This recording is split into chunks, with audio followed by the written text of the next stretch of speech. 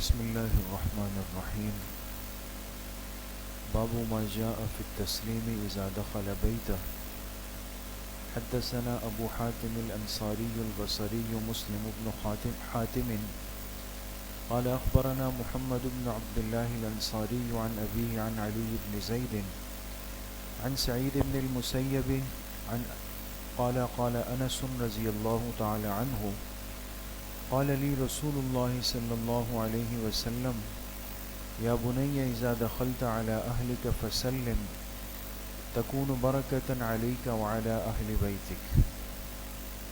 حدیث پاک کے درس میں کافی وقت سے اسلامی آداب زندگی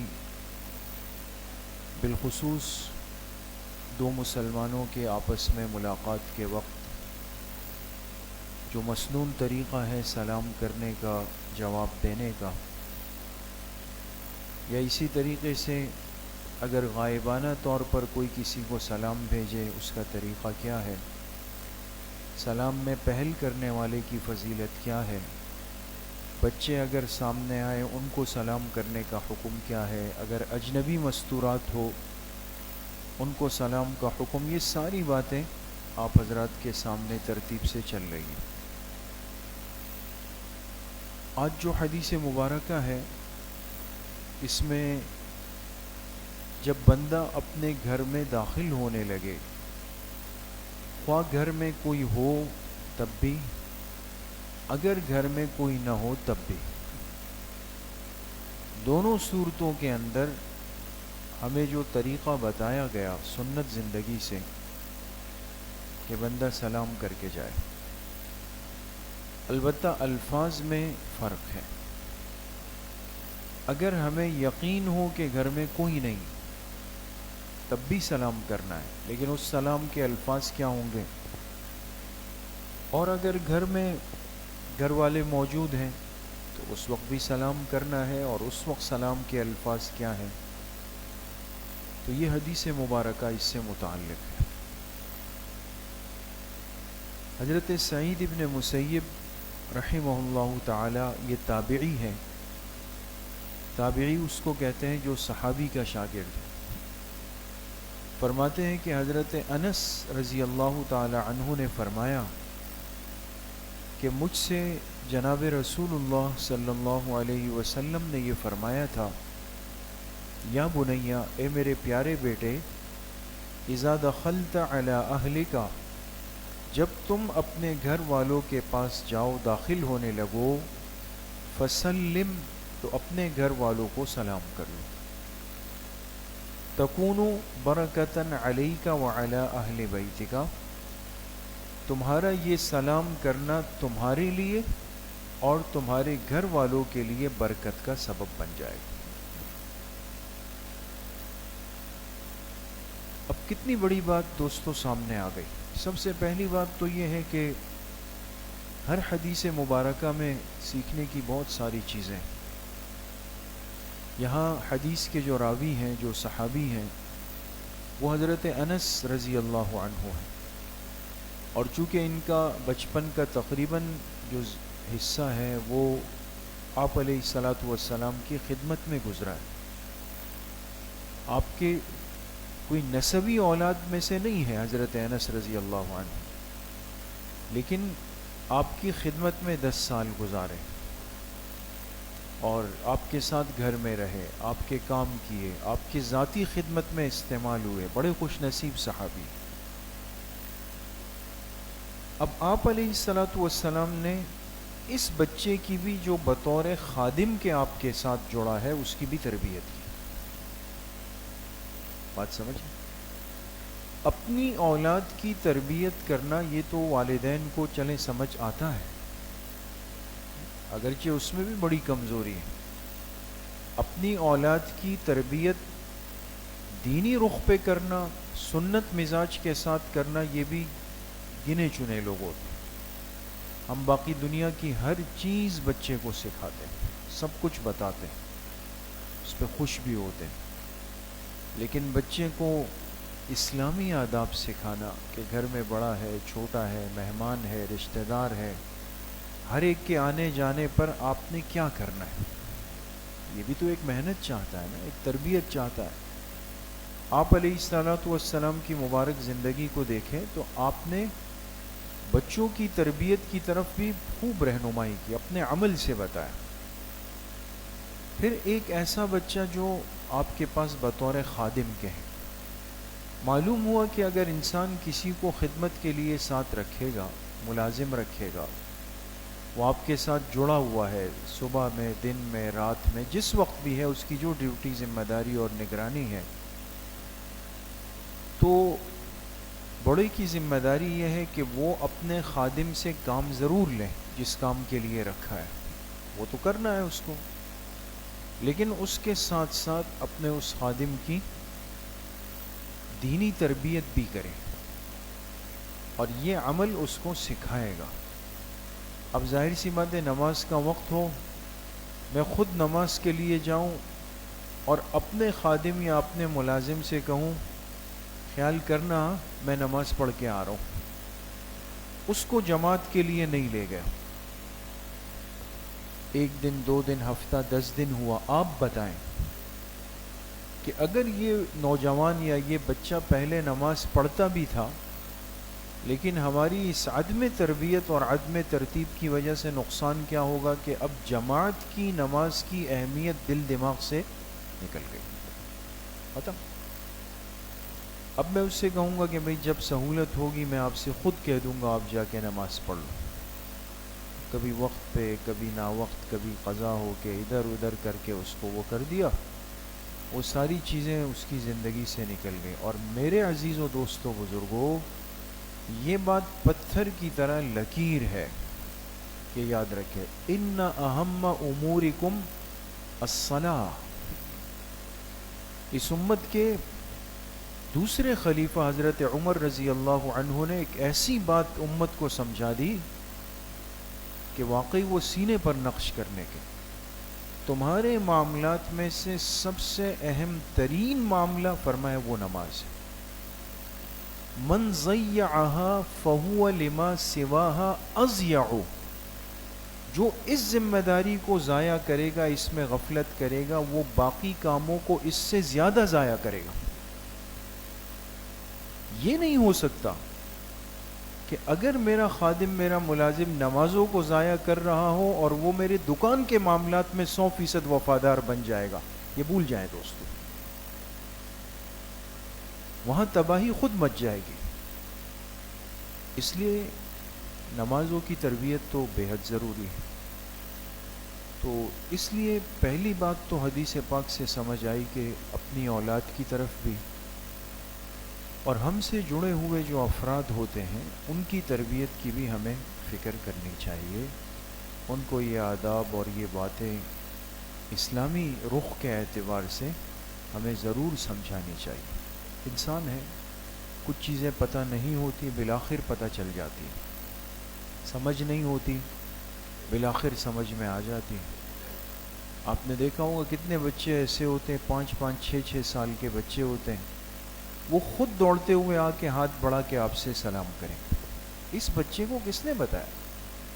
اور بعض اچھے خاصے ماشاءاللہ سب صحت مند، تندرست، سب کچھ ہوں گے، آپ کو دیکھ بھی رہے ہوں گے کہ آپ آ رہے ہیں، جا رہے ہیں آمنے سامنے، لیکن صم بکم عمی فہم لا یرجعون، اس طرح بالکل اس طرح زندگی گزار رہے۔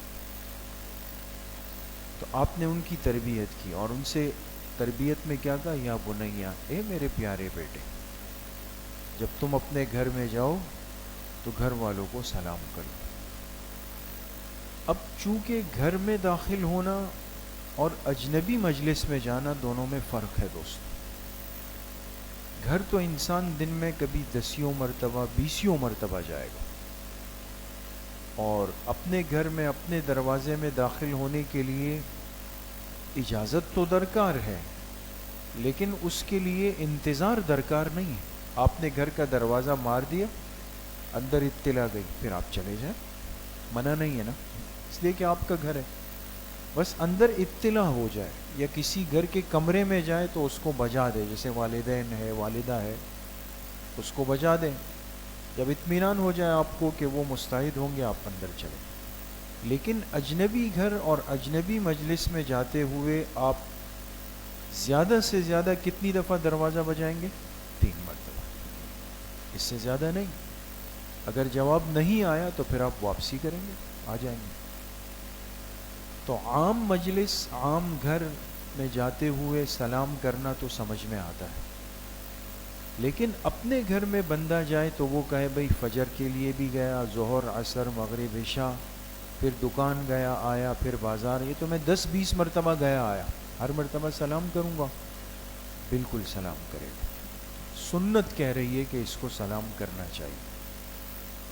اور آپ علیہ الصلوۃ والسلام نے یہ سمجھانے کے لیے کہ یہ سلام، اس کو محض رسمی بات یا رسمی کلمہ مت سمجھنا، بلکہ آپ نے فرمایا تم اگر اپنے گھر والوں کو سلام کر لو گے تو تمہارے لیے بھی برکت، تمہارے گھر والوں کے لیے بھی برکت.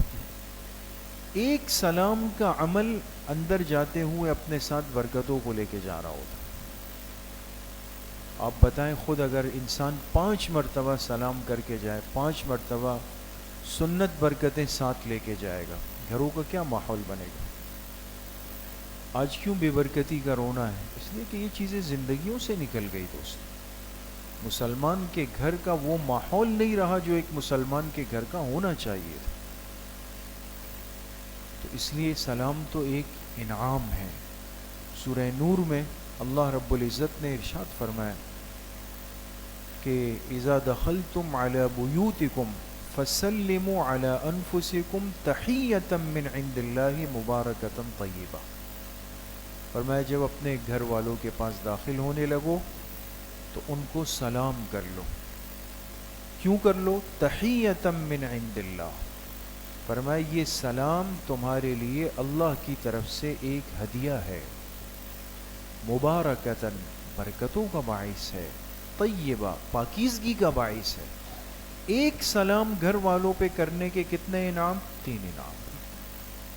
اللہ کا ہدیہ موصول ہو گیا، برکتیں آ گئی، پاک صاف ستھری زندگی اندر چلی گئی. تو ایک تو سلام کا ماحول بنا، عام کریں. دوسری بات یہ ہے کہ گھر میں افراد، ظاہر سی بات ہے والدین ہیں تب بھی سلام کریں، بیوی ہے، اہلیہ ہے تب بھی سلام کریں، بہن بھائی ہیں تب بھی سلام کریں، بچے ہیں تب بھی سلام کریں. ٹھیک ہے؟ اچھا، اب بات یہاں ختم نہیں ہوتی. بعض دفعہ یہ کہ ہم نے سلام کیا، سامنے سے کوئی جواب ہی نہیں، رسپانس ہی نہیں. وہ کام کر رہے ہیں تو وہ کر رہے ہیں. یہاں خاموش رہنا بھی مطلب یہ ہوگا کہ آپ نے تربیت کو دروازے پہ آدھا چھوڑ دی. اب ان کو کہیں کہ میری آواز نہیں آئی، یا آپ کی توجہ نہیں تھی، یا آپ کو اس چیز کی اہمیت نہیں. کوئی تو وہ جواب دیں گے نا، گھر والے کہیں گے بھئی ہم نے سنا نہیں. اچھا بھئی میں دوبارہ سلام کر لیتا. اور اگر وہ کہے جی سن لیا تھا لیکن کیا بار بار یہ ہو، بولو توبہ کریں اس میں، ان کو سمجھائیں، جو بات سمجھ میں آئی وہ ان تک پہنچائیں، اس کا مذاکرہ کریں کہ بھئی بار بار سلام، بار بار برکتیں نہیں چاہیے آپ. اگر انسان گھر میں جائے اور اس کو پتہ ہے کہ گھر میں کوئی نہیں ہے، ہوتا گھر والے کہیں چلے گئے، اب گھر میں کوئی نہیں ہے، میں گھر جا رہا ہوں، دروازہ کھولا، اندر داخل ہونے لگے، تو یہاں علماء نے لکھا ہے اس حدیث کے ذیل میں کہ چونکہ اس دنیا کے نظام میں اللہ پاک کی طرف سے فرشتے ہوتے ہیں جو پوری دنیا کے اندر تقسیم ہوتے ہیں، گھروں میں بھی ہوتے ہیں، دن کے الگ ہیں، رات کے الگ ہیں. اسی طریقے سے وہ جنات جو مکلف مخلوق ہیں، اس میں مسلمان جنات بھی ہوتے ہیں، سب ہوتے ہیں. تو جب انسان گھر میں داخل ہو تو گھر والے تو نہیں ہیں، لیکن یہ ہے کہ یقیناً فرشتے ہیں، اور ممکن ہے کہ مسلمان جنات بھی ہو، تو اس پہ وہ گھبرانا نہیں چاہیے. وہ ایک دوست نے دوسرے سے کہا بھئی آج کل آپ کے گھر والے نہیں ہیں تو آپ سلام کیا کرو، اس لیے کہ کچھ مخلوق وہ ہوتی ہے. اس نے کہا دل تو کرتا ہے لیکن ڈرتا ہوں کہیں سچی میں جواب نہیں آ جائے سامنے سے. تو اس پہ پریشان نہیں ہونا چاہیے. اللہ پاک کی طرف سے یہ ایک مخلوق ہے جن کی تقسیم ہوتی ہے، فرشتے ہوتے ہیں. اب سلام کیسے کریں گے؟ تو حدیث پاک میں فرمایا آپ علیہ الصلوۃ والسلام نے کہ خالی گھر میں داخل ہو تو اس طرح کہہ دو السلام علی عباد اللہ الصالحین. السلام علی عباد اللہ الصالحین، کہ اللہ کے نیک بندوں پر سلام کی. اس میں فرشتے بھی ہیں، مسلمان جنات بھی ہیں، سب اس کے اندر شامل ہو جائیں گے. یہ بات بھی سمجھ گئے دوست. آخری بات جو حدیث مبارکہ سے ملتی ہے کہ آپ علیہ الصلوۃ والسلام نے فرمایا اگر تم ایسے وقت میں اپنے گھر میں داخل ہو کہ جو آرام کا وقت ہو، جیسے رات انسان دیر سے پہنچا گھر پہ، چابی ہے آپ کے پاس، آپ نے دروازہ کھول دیا، لیکن آپ کو اندازہ ہے کہ 12 بج چکے ہیں، 1 بج چکے ہیں، گھر والے شاید سو رہے ہوں، یا دوپہر کے قیلولے کا وقت ہے، یا فجر کے بعد کا وقت ہے. تو اگر گھر والوں کے آرام یا سونے کا وقت ہو رہا ہو تو آپ علیہ الصلوۃ والسلام نے فرمایا کہ داخل ہونے والا سلام اس قدر آواز میں کرے کہ سوئے ہوئے کی نیند خراب نہ ہو اور جاگے ہوئے کو آواز پہنچ جائے. دیکھیے دین کتنا واضح ہے، پاک صاف ہے، کتنا تربیت کرتا ہے. یہ بھی نہیں کہ داخل ہوئے اور وہ دھڑام کی آواز نکالی کہ پورے گھر کو جگا دیا جو سو رہے. یہ بھی غلط ہے، آداب کے خلاف ہے. بس اتنی آواز ہو کہ جاگنے والا اس کو سن لے، آپ کو جواب دے دے، اور اگر سو رہا ہو تو آپ کی آواز اس کو متاثر ڈسٹرب نہیں کرے، اس کی نیند خراب نہ ہو جائے. یہ گھر میں داخل ہونے کا ادب بھی ہے اور سلام کا مسنون طریقہ بھی ہے. اللہ کریم مجھے بھی آپ سب کو صحیح عمل کی توفیق نصیب فرمائے. الحمدللہ رب العالمین، الصلاۃ والسلام علی سیدنا محمد.